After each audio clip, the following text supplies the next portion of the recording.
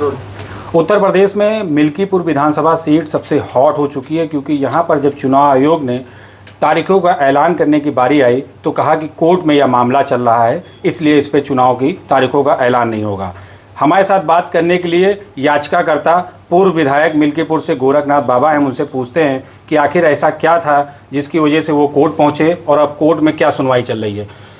जिस तरीके से मिल्कीपुर को लेकर सबकी निगाहें थी, लगातार ये चल रहा था कि सभी सीटों के साथ चुनाव होंगे, आखिर ऐसा क्या मामला था कि आप हाई कोर्ट तक की गए थे? 22 में जब चुनाव के बाद मुझे ये पता चला कि माननीय अवधेश प्रसाद जी ने जिससे नोटरी कराई थी अपने कागज की, वो 10 साल पहले ख़त्म है। उस पर रिसर्च हुआ, मैंने तत्काल कोर्ट की शरण ली, मैंने मांग की, उसमें इशू नोटिस हुआ, उसमें मुकदमा चल रहा था। ऐसा नहीं कि मेरा कोई क्लेम गलत था। सेम इसी तरीके के मामले में एमएलसी का चुनाव उसी बीच में था। अनूप गुप्ता जी ने आपत्ति की थी इस ऐसे ही मामले में। 2 ही पन्ने का कानून है, उसमें साफ साफ लिखा है अगर रिन्यूअल नहीं है तो उसको शून्य माना जाएगा। अनूप गुप्ता जी की बात को माना गया और विपक्ष के पर्चे को खारिज किया गया। मात्र 11 दिन का अंतर था, हमारे में तो 10 साल का अंतर है। तो निश्चित रूप से मुझे बल मिला इस बात को लेकर और मैं कोर्ट की शरण में गया। मुकदमा चल रहा था। इसी बीच में घटना घटती है, वहाँ सांसदी का चुनाव होता है, अवधेश जी सांसद हो जाते हैं और उस सीट पर वो इस्तीफा दे देते हैं। मतलब जिस कुर्सी की लड़ाई थी वो शून्य स्वतः हो गई। विधिक राय लिया मैंने, जो मेरी समझ थी उसमें हुआ कि नहीं ऐसी कोई बात नहीं, अब तो शून्य, उस पर स्टे तो है नहीं, उस पर कोई स्टे तो कोर्ट ने दिया नहीं था। पर जब चुनाव आयोग ने मिल्कीपुर को कट किया तो पैरों तले जमीन खिसक गई। हम लोग पूरी तैयारी कर चुके थे, अच्छी तैयारी चल रही थी। लोगों को ये लगे कि तरह तरह की बातें बड़े बड़े नेता करें, डर गई। अरे काहे के डर गई यार, सब डरते हैं चुनाव में, कोई कम वोट पाता है, कोई ज़्यादा वोट पाता है। बड़ी बड़ी बातें नहीं करनी चाहिए। हमने इन्हीं अवधेश प्रसाद जी को, मैं आईना दिखा दूं समाजवादी को, 3 चुनाव हमसे लड़े हैं। कैबिनेट मंत्री थे, अपने बेटे को लड़ाए थे, पूरी सरकार लगी थी, तब भी मैं 3416 वोटों से चुनाव उस समय जीता था। 15 में, 17 में लगभग 29,000 वोटों से जीता और 22 में 93,500 वोट पर पाकर दूसरे स्थान पर। ऐसा नहीं कि जनता ने खारिज कर दिया भारतीय जनता पार्टी को कि भारतीय जनता पार्टी वहां कमजोर, वहां मजबूत है। इस संसदीय क्षेत्र में वह मंत्री रहे और विधायक रहे। इसके बाद आप रिजल्ट उठा के देख लीजिए, खटाखट बहुत कुछ चला। इसके बाद मात्र 7700 वोटों से जीते हैं। तो ये कहना कि मिल्कीपुर में लड़ाई नहीं है, सब गलत बातें हैं। गोरखनाथ जी, आपको क्या ये जानकारी नहीं थी कि याचिका दाखिल है इसलिए चुनाव की तारीखें नहीं होंगी, ऐसा कुछ जानकारी नहीं थी आपको? नहीं, पूछा गया तो ये हुआ कि मामला शून्य है भाई, जिसको तो इतनी जानकारी मैंने अधिवक्ताओं से बात भी की थी। और क्या ये बात सबको पता थी? ऐसा नहीं है विपक्ष को नहीं पता थी। विपक्ष तो और 15-15 वकील खड़ा करता था। तो आज ये कहना चूंकि ये मामला सही मानने से अगर कहा जाए तो ये मामला नया था पूरे देश के लिए। पहली बार इस तरीके का मामला हुआ था। सब ने उसको हल्के में लिया, जो जिसको जो समझना है करे। पर ये किसी के मन में नहीं था कि कोई डर गया, चुनाव नहीं चाहता। चुनाव सब चाहता है, मैं भी चाहता हूं। मुझे बहुत दुख है मिल्कीपुर की जनता सफर ना करे। इसी को लेकर जैसे सूचना हुई मैं आज का वापस लेने गया। ठीक है, आज मैं कुछ ना करा पाता तो मेरी गलती थी। जैसे मेरा नंबर आया, आज का वापस होने की बात हुई, 1 दर्जन वकील खड़े हो गए अवधेश प्रसाद जी की तरफ से, समाजवादी की तरफ से। मुझे तब ताजुब हुआ, क्यों खड़े हो गए भाई? अरे आप शाम को छाती पीटते, हम आज कुछ ना करा पाते तो? शीर्ष नेतृत्व के लोग चुनाव आयोग से मिल लिए थे, सिफारिश कर ली थी, कुछ होता, कुछ हला भला होता। आप हमारे प्रयासों में भीड़ डाल रहे हो, उल्टा हम ही को आईना दिखा रहे हो, 2 धारी बात कर रहे हो। हम ना, अब जब आपने इस्तीफा दे दिया, बात खत्म हो गई, तो भारी भरकम वकील भेजने की क्या जरूरत थी? जिस तरीके से सभी चुनावों के लिए डेट थी 13 नवंबर, अभी यह तय हो चुका है कि मिल्कीपुर में वो डेट तय नहीं होंगी, इसको आप कैसे देख रहे हैं? फिर दुखद है, आज की घटनाक्रम से दुखद है। पर चलिए, अब जो सामने है उससे तो लड़ा ही जाएगा, उससे लड़ा जाएगा। सबसे बड़ा सवाल ये निकल के आ रहा है कि आपने याचिका दाखिल की, आप पहले विधायक भी रहे हैं, तो क्या अगली बार जो चुनाव होगा, जब भी उपचुनाव होगा, आप ही प्रत्याशी होंगे? देखिए, हमारे यहाँ हमेशा प्रत्याशी कमल का फूल रहा है, ये कोई नई बात नहीं है। और हमेशा जब चुनाव आयोग तिथियां घोषित करता तो नामांकन के आसपास हमारे यहाँ टिकट देने की व्यवस्था, ये कोई नई व्यवस्था नहीं है। पहले विपक्ष इस बात को समझे, भारतीय जनता पार्टी की नीति रीत में कमल ही प्रत्याशी है। बाकी शीर्ष नेतृत्व को तय करना, अभी से हम क्या करें, परेशान हो, क्या करें, व्याकुल भारत हो जाए। लोकसभा के चुनाव के 3 महीने बाद अब ऐसा क्या है कि अगर मान लीजिए आप प्रत्याशी बनते तो भाजपा जीत जाएगी वहाँ पर? बिल्कुल, हमने करके दिखाया है। मैं कोई हवा में बात नहीं कर रहा हूँ, मेरी तैयारी है। 8 साल हो गया वहाँ राजनीति करते हुए, मैंने करके दिखाया है। मैंने जैसा कि बताया कि 3 चुनाव मैं अवधेश जी से लड़ा हूँ, उनके बेटे को 3416 वोटों से हराया। उनको खुद 29,000 वोटों से मैंने हराया है। और आप देखिए 22 के वोट में आप वहाँ पता करिए 6 कैंडिडेट एक हो गए थे, बसपा मिल के चुनाव लड़ी थी, तब कहीं बाबा गोरखनाथ किसी तरीके से कुछ वोटों से हारे थे। तो ये कहना बिल्कुल गलत होगा कि वहाँ लड़ाई नहीं है। हम लोग बड़े वोटों के साथ जीतेंगे। गोरखनाथ जी, एक सवाल उठता है कि मोइन खान का मामला तूल इसलिए दिया गया कि वहाँ पर भाजपा चुनाव जीत सके, इसको आप कैसे देख रहे हैं? ना ही सब गलत बात है भैया, ये सब गलत बात है, ऐसा बिल्कुल गलत बात। उस बच्ची के साथ गलत हो रहा था, उसके कारखाने पे हो रहा था, सब जानकारी थी, सबको उसको जानकारी थी, उसने अपराध को बढ़ावा दिया, उस घटना में संतृप्त रहा, पैसा देकर उसको बिठाना, उसको मामले को दबाना चाहता था। वहाँ का ठीक ठाक वो अपने आप को चौधरी बताता था, कई सरकारी ज़मीनों को कब्जा किया था। तो इसलिए ऐसा कुछ नहीं है, इतना समय किसी के पास नहीं है कि आ बैल मुझे मारा बैल। अरे गलत करोगे जाओगे। आखिर डीएनए टेस्ट हुआ, आया कि नहीं आया उसका? उसके नौकर का आया, उसका आया ना। तो घटना तो हो रही थी ना, नौकर नहीं, उसका रिश्तेदार था, नौकर वोकर नहीं है वो। अच्छा। उसका रिश्तेदार था, पूरा बेकरी देखता था, बेटे के तरीके उसको रखे थे। क्या पता नहीं था क्या? वहाँ पर बाकायदा सौदा हो रहा था कि कैसे मामला मैनेज हो जाए। ये तो वहाँ के सबको जानकारी हो गई और सबने आवाज़ उठाई, वहाँ की जनता ने आवाज़ उठाई थी इस मामले को, तब ये मामला तूल पकड़ा, मामला थाने गया, जांच हुई, बाकायदा जेल भेजे गए। एक सवाल और निकल के आ रहा है कि बाकी सीट जो है उपचुनाव में, उस सबसे ज़्यादा मुख्यमंत्री जो है वो मिल्कीपुर में ही समय दे रहे हैं और सबसे ज़्यादा ताकत लगा रहे हैं, ऐसा क्यों?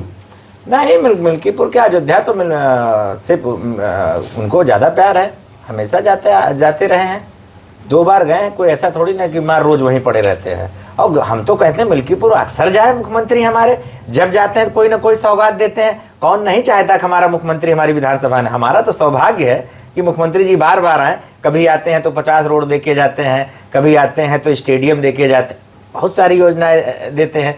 हर आदमी चाहता है मुख्यमंत्री हमारे यहाँ है। अगर आ रहे हैं तो इसमें किसी को कोई दिक्कत होने की जरूरत नहीं है।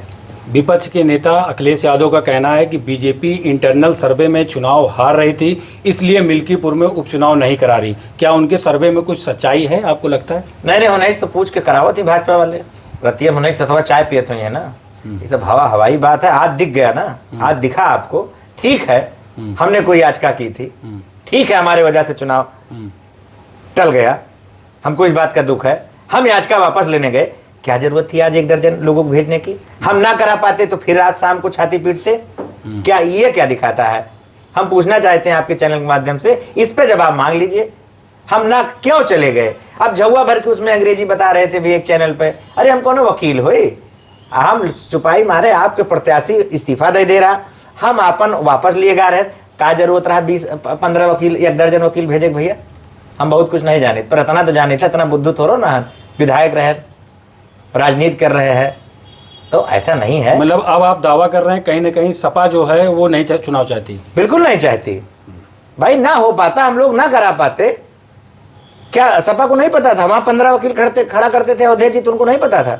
सही बात ये है, ऐसा विषय हिंदू भारत में पहली बार हुआ। किसी को बहुत चूक हो गई, अब उसमें बहुत ज्यादा घुसना, क्यों चुनाव नहीं चाहत, ऐसा काहे कोई चाहेगा यार चुनाव ना हो? फर्जी बात है सब। चुनाव क्यों नहीं चाहता? 2.5 महीने से पार्टी लगी है, सब लोग लगी हैं, दोनों पार्टियां, सारों पार्टियां, जितनी जिसकी क्षमता हो लगा है। राजनीति की खूबसूरत यही वो है, पक्ष विपक्ष बनता है, उनके ऊपर विचारधारा की लड़ाई होती है। कोनो मारपीट हुआ था केहू से? अरे विचारधारा की लड़ाई हुआ था, आदमी लड़त है अपने विचार के साथ, जनता के बीच में जाता है। ये माँ झूठ है, नखरेबाजी, मार झुआ भरे बात बताई जात बा। हम कहीं तो नहीं रहत, का करे भेज दियो 12 वकील, ना भेजे होते हो। अच्छा गोरखनाथ जी, इसे कि आपने याचिका जब लगाई थी तो क्या अपने पार्टी के शीर्ष नेतृत्व या मुख्यमंत्री जी को इसके बारे में बताया था कि हम ये ऐसी याचिका दाखिल कर रहे हैं इस विषय को लेकर?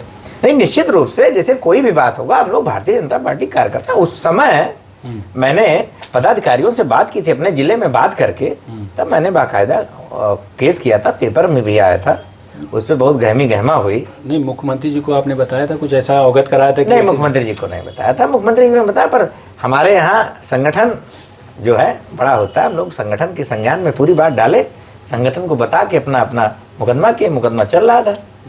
जब इस्तीफा हो गया, उन्होंने वो दे दिया तो शून्य हो गया, शून्य मान रहा था। किसी को उसके बारे में बहुत अथेंटिक जानकारी नहीं, उसे स्टे तो था नहीं। अब किसी को ब्लेम करना इस समय बैठ के, ऐसा कुछ नहीं है। सब लोग चाहते हैं जल्दी चुनाव हो जाए मिल्कीपुर में, वहाँ की जनता सफ़र ना करे, वहाँ का कोई ना कोई प्रतिनिधित्व करे। मतलब कुल मिला के अगली जो हेयरिंग होगी, आपको लगता है कि वापसी हो जाएगी हेयरिंग में, कि अभी और समय भी लग सकता है? नहीं, हमको लगता है तो हो जाएगी, क्योंकि वो जो समय 14 दिन का होता है, जो प्रतिक्रिया बाद में विपक्ष के द्वारा खूब दलीलें दी जा रही थी, अरे इतनी दलील दे दे होते हो पर्चवा ओका खत्म करेगा, तो जगह भर एक दलील जो दी जात रही है, ये क्या जरूरत रही ना दिए होते। पर मुझे लगता है कि हो जाएगा। अब क्यों नवा हीरो बन के फिर ना पैदा हो जाए भैया, कोर्ट कचहरी मामला, हमें क्या पता, वकील लोग जानते हैं अब क्या हुआ। अब तो भविष्य के गर्त में बा।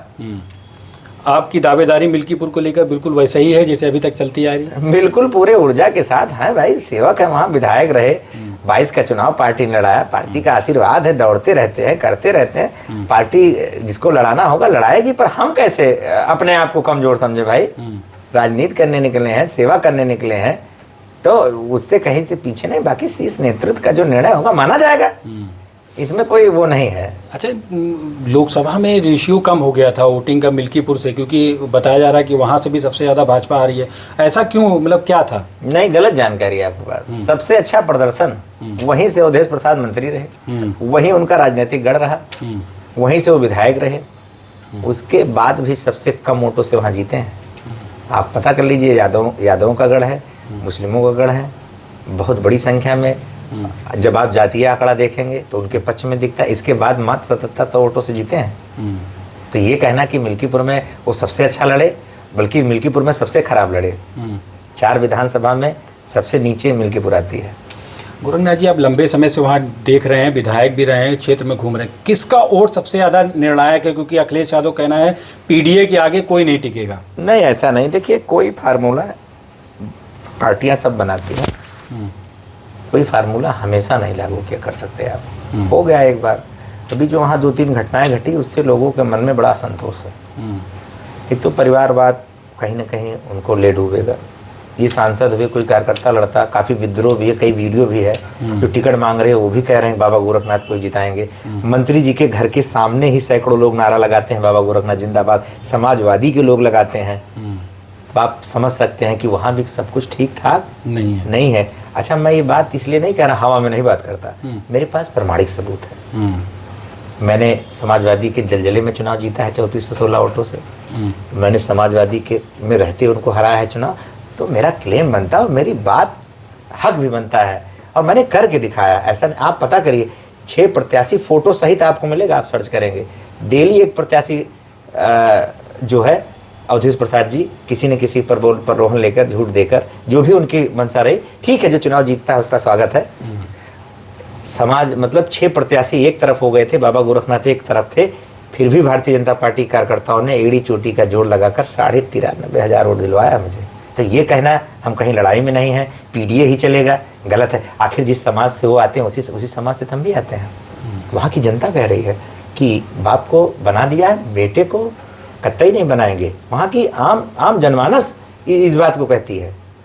तो निश्चित रूप से वहाँ हम बड़े वोटों के साथ जीतेंगे। जैसे कि टीवी चैनल का सर्वे अलग होता है, पार्टियों का सर्वे अलग होता है, तो क्या कुछ इंटरनल ऐसा भी चल रहा है कि अन्य ऑप्शन में बीजेपी तलाश सकती है किसी कैंडिडेट को लेकर? देखिए, ये बात तो फिर मैं आपसे कह रहा हूँ, इसमें ना उलझाइए। वो शीर्ष नेतृत्व का अपना मामला है। उसको लगेगा कि बाबा गोरखनाथ अच्छा है, जीत लेगा, ठीक है, इसकी पैठ जनता में लड़ा देगी। उसको लगेगा नहीं, चल ठीक है, कोई और जीतेगा, काम किया जाएगा उसके लिए। ऐसा थोड़ी ना है। देखिए, अगर मेरी पार्टी का जनाधार बड़ा ना होता तो क्या 18 लोग टिकट मांगते? सबको दिख रहा है भैया, टिकट ही सर्टिफिकेट है भारतीय जनता पार्टी में। समाजवादी में पट्टा हो गया है, क्यों टिकट ही नहीं मांग रहा है? तो ये कहीं ना कहीं हमारी पार्टी की इतनी लोकप्रियता है कि सबको छूट है। 18 जने टिकट मांगा थे भैया, तो बगैर लोकप्रियता मांगा थे। आप इस बात को समझना पड़ेगा आपको।